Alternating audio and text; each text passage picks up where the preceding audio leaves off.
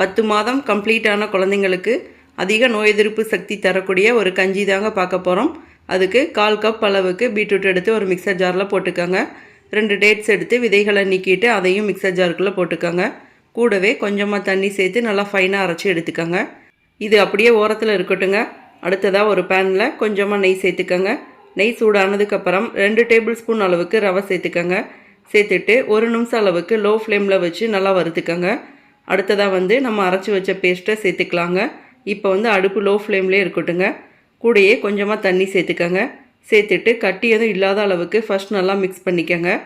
இப்போ ஒரு மூடியை போட்டு ஒரு 5 நிமிஷம் அளவுக்கு மீடியம் ஃப்ளேமில் வச்சு நல்லா குக் பண்ணிக்கலாங்க. இப்போ 5 நிமிஷம் கழித்து பார்க்குறப்ப நல்லாவே குக் ஆகிருக்குங்க. அடுத்ததாக இது கூட கொஞ்சமாக பனங்கல்கண்டு பவுடர் சேர்த்துக்கோங்க. கூடவே ஒரு பிஞ்ச் அளவுக்கு ஏலக்காய் தூள் சேர்த்துக்கோங்க.